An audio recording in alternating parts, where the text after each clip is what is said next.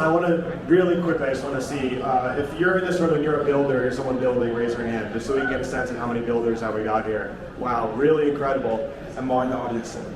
Absolutely.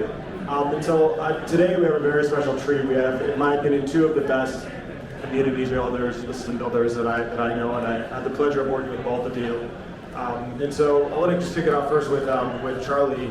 You know, you've recently, founded, Bitlayer, and before that you worked with Polygon, right, and also Polkadot as well. And so I'm curious, what are some of the lessons that you learned from working with those chains and ecosystems to how to grow an ecosystem, and how do you think about applying that to Bitcoin? Thank you very much, Trevor. First of all, great to have the Bitcoin Frontier Founders supporting us in the first round. Pleasure to have Trevor, our friends, supporting. Being in space since 2015, I saw multiple different consensus ecosystems, from proof of stake to interoperability like Polkadot, and then later to Ethereum, Polygon, and I always see in between. I also joined Tezos very shortly. And after that, Polygon also advising multiple ecosystems like eviction from Vietnam, and also merge mining Bitcoin chain called the Syscoin. So I see it all. I've seen it all, I've been doing it all, and I saw a lot of differences.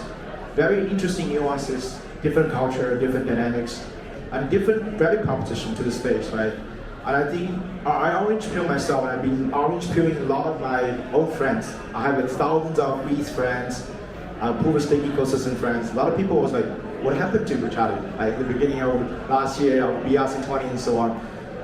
I think it was very obvious after a while. I deep dive in the Ordinals space. We learned a lot from all the new builders. The culture is absolutely amazing, and also it's great to see Bitcoin infrastructure allowing the builder culture back. I had an amazing conversation with Vitalik, the founder of Ethereum, in case I think probably everybody knows.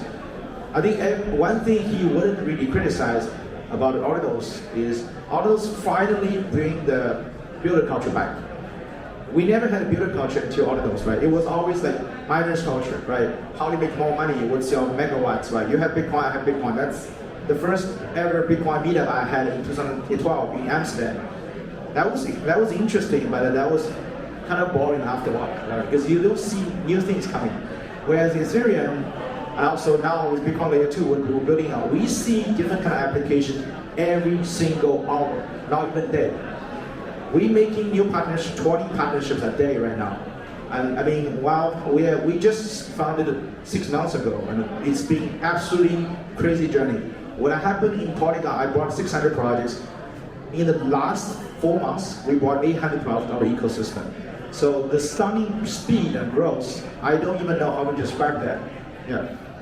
Awesome, thank you for that. So Albert, we've known each other for many years, and you've had a lot of experience seeing even like the Web 2, rush that was in China in 2016 and beyond.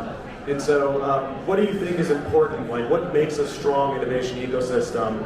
And what do you think are some of the values that we should have in the Bitcoin ecosystem to make sure that we keep that really strong, healthy innovation culture? That's an excellent question, Trevor. It starts with just being open-minded, right? Innovation is a result of cross-pollination ideas, right? Welcome people from different camps or different chains to mingle with us, right? And because of that, we'll have more and more innovation. A lot of people think that Bitcoin is future-proof.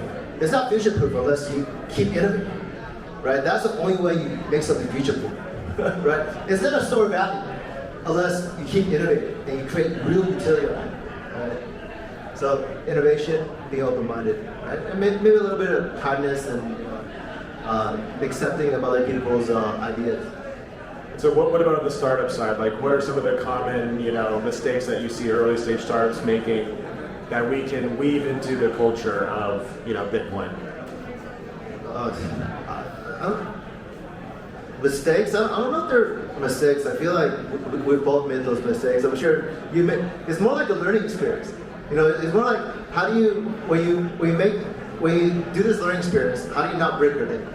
How do you minimize damage, right? I learned this from Trevor, right? Talk to your customers first, right? Or figure out if what you're building actually had value before you actually start building. You know, we could literally save 99% of the resource and time if we just did that one move. Literally, 99%.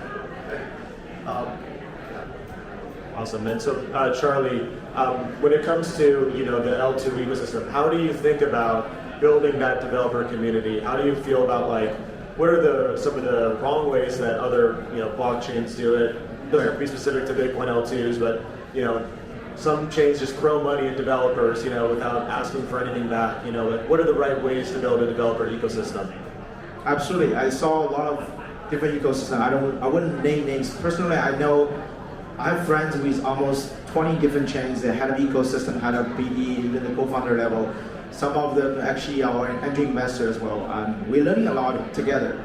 So I also talked to our other fellow Bitcoin Layer 2 as well. Our true competitor is not among us. It's actually some other interesting hype names, but very short-term driven, right? I think to build sustainable, first principle driven, sound developer community, you need to find ways to make them successful, right? Developers come here to use the technology because they believe in you, and it's like a single most important strategic decision to make. Choose your ecosystem to tap into, find their position, and you need to find a way to support them. Whatever technology you're selling to them, it's one important thing, but it's not the way to guaranteeing success, right? So the TVL equals high FDV equation, I think it's getting kind of broken after eigenlayers, the whole point system, right? So I think it's really about finding the real use cases, generate real gas fee revenue, helping them find the product market fit, empower them to build a real community, so they can be a sound on-chain business themselves, and they use our technologies, and we generate gas fee, have a positive feedback loop. So it's not like we just keep giving them some free money with grants and they still cannot figure it out, right? So I think to help them to really get there, it's the key most important thing, build an ecosystem. Of course, we need to have good technology. Technology can only get you that far. And to be honest, right now, most of the Bitcoin Layer 2s are quite similar. We're not multiple magnitudes different. But on the operation, on the ecosystem support, on the builder culture, we can make it multiple magnitude support different compared to the others. And I think one important thing I keep telling my team as well, people psychologically have very limited mindshare and attention span, especially in the bull market. So when everybody's saying you have over 100 Bitcoin Layer 2, I always challenge politely to the people, can you give me 10 names right now? Even the good investor in the space, probably you can name 20, but the other people cannot even 10 like this. People have very limited mindshare. So gaining people's mindshare, gaining the community's mindshare is key, most important thing. A lot of people just keep talking about tech and tech and tech. Yes, that's important. You have to have it, but that's not enough. To build the sound developed community, it's about mindshare. It's about helping them. It's about making them successful. You can be successful along with them. And so to double down on that, what are you doing specifically at Bitlayer to make this happen? Awesome. Yeah, thanks for asking. Yeah, we categorize a lot of sectors. So we focus on Bitcoin DeFi at this moment. I think we believe that's one of the biggest adoption sector. We look at DeFi Summer. I personally experienced as a degen, as a builder, as an investor, as an ecosystem builder in 2020 and 21. So we want to learn from what happened with Ethereum and see all the product design, right? We have Uniswap V2, Uniswap V3 kind of DEXs. We have Aave compound kind of different interesting fork, intent-based kind of new innovative lending. We look at the perp DEX, some are very interesting GMX models, some are new model as well. We look at NFT lending. So we design our map internally already. Like what are the sectors we want to help? What are the things we're missing? What are the things people want to use, right? When assets from Bitcoin Layer 1, like BRC20 Rune, bridge to Layer 2, what they want to do about it? They want to play fun with it, they want to degen with, they want to trade with. What are the UX they need? So we have our own agenda. So we jam with the builders because some of the builders actually essentially smarter than us in the DeFi space, on the NFT space. We get guys like SushiSwap's ex-founder, 0x Maki, and those kind of legend DeFi builders educating us on the product layer. We provide the best tech for them, but they kind of guide us, right? So the things they believe the builder need, and we actually provide feedback because we know more on Bitcoin culture now than them. They are like finding Ethereum work, but they know how to build some very innovative DeFi protocols and so on. So I think those gems, those cores are very important. I think it's definitely missing from Bitcoin ecosystem because the best builders, a lot of them still in the Ethereum space, right? So we have this Ready Player One campaign, which we just surpassed over 1,000 project applications last time. Obviously, I wouldn't say 100% of them are like very, very successful projects in the future, but I would say hopefully through our help, we can achieve at least 10% of them. So that would be 100 projects already across different sectors, right? So we have this gamified system to incentivize them, integrate their wallet, learn about the user experience, connect with Express Wallet, Unisat, OKX Wallet, all the others. And we filter out the kind of completely bought wallet, right? You have to have some tokens on there, some BRC20 tokens on there, especially even before like 840 blocks, right? So it's kind of sort of OG wallets, and you can vote for the specific project you like. So we encourage the ecosystem project to bring their community, let them vote for them. So when people ask us, hey, Charlie, we need this support, we need that support, we need this and that, it's like, we want to give them by all means, but we want to see how they're engaging with us.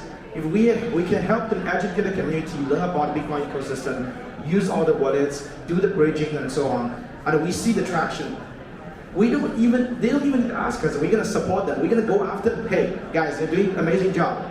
Let me know how to help you guys. You don't need to ask, we're going to help you. So it's very data-driven approach, it's very positive feedback-driven approach. So Ready Player One is like, one of the branding is about we are trying to build with Bitlayer, we're trying to build a Bitcoin engine. So it's like a race car. Like in case people like race cars, you can check out over there. We have another good ecosystem project doing the Bitcoin gaming on race cars. So in order to scale Bitcoin, we want to kind of do this kind of tournaments, like Formula One, is across multiple seasons. So this is just season one. For the people actually kind of late in the season, just the early stage, right? We're gonna have multiple tournaments ready. So the whole gamification model in Bitcoin is completely missing. We are just kind of try as an experiment. I see a lot of good feedbacks from the community, and we are just being like an interesting outreach children house, tap into the Ethereum community, Solana community, Chain community, Cosmos community, with all the forces we have. And I have my secret power because a lot of my friends still working there. I'm gonna grab them all.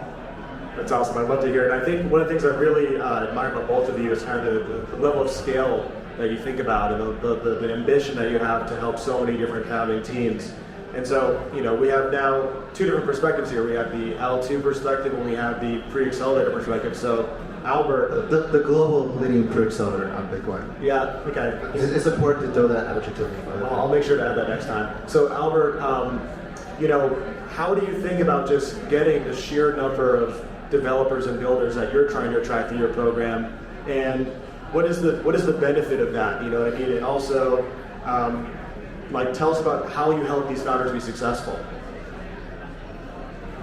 Well, before I answer that question, I'd like to say that 90% is maybe the market, and then the other 9.9% is probably the people around us, right? And then maybe 0.1% is the founder, right? I think as a founder, it's a mistake to think that it's 99% you.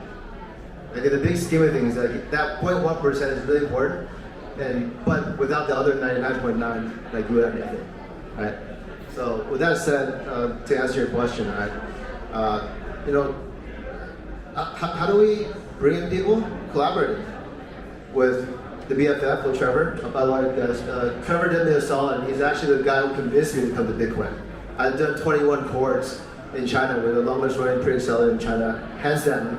Right? We almost even work with Elon Musk's ex-roommate. His name is Adele Ressen. He's famous for two things. One is he's Elon Musk's ex-roommate, but he's also famous for creating a company called Founder Institute based out of Silicon Valley. And so when I started my first cohort, we almost burned up. He had his strategy, I had mine. We couldn't agree on it, right? So he did, just wish each other luck. Maybe it's nothing, but he did 2. In Shanghai, we did 21. Okay. So, and then we came to Bitcoin, right? Then we came to Bitcoin on the 22nd cohort. So a lot of people say, well, how'd you guys do this in less than 2 years? we've been accumulating this experience for a very, very long time, right?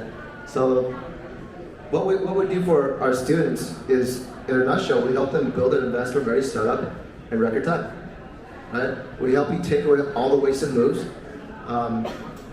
That even if you're a serial founder, we have a lot of serial founders with exits that come to our program, but they have just started. Usually they're just coming into Bitcoin. They're coming from Ethereum. Let me say a side note about Ethereum. So when we first started, a firm brought me, and there's people from Ethereum applying, but when we call them up, they're like, oh, we have to build a Bitcoin? Oh, no, we don't want to come. This is 2022, right? Fast forward to last summer is 1 out of 8 that's still in favor of Bitcoiners. The cohort that just graduated in March, 1 out of 3 still in favor of Bitcoiners. This cohort is 1 to 1.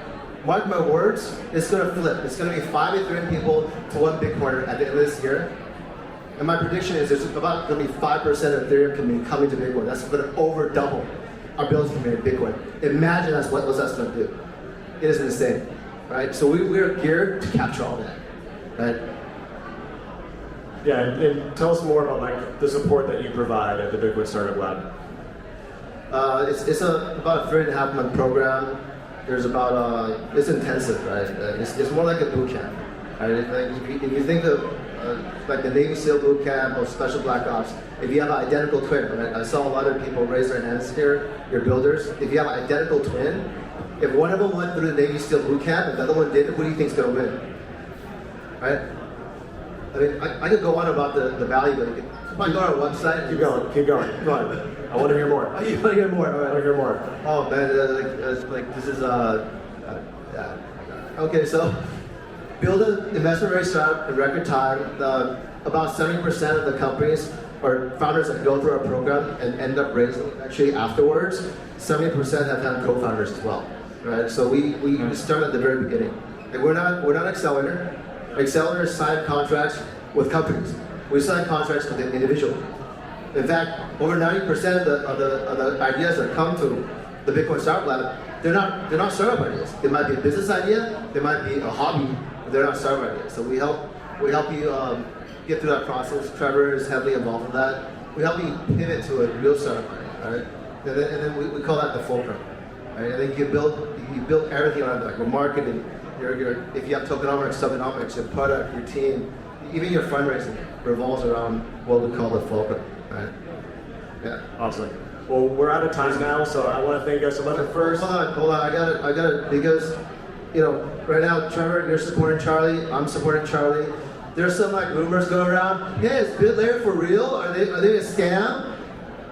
Charlie, I'd like to squash this for us. I never heard about this. A lot of friends supporting us, but in case people in the beginning question us, was this another Asian team actually don't know what to do in the Western community? 80% of our cap table from the really good, best investor from the world in the West community. We have very good news announcing the second round, at which we are the first team in the world. We are getting ETF institution investing us in the Bitcoin world, and we're gonna prove a lot of people wrong by our action, not just by words. Words speak for nothing. Actions speak for itself. And watching us. Thank you. Woo! Thank you, everybody.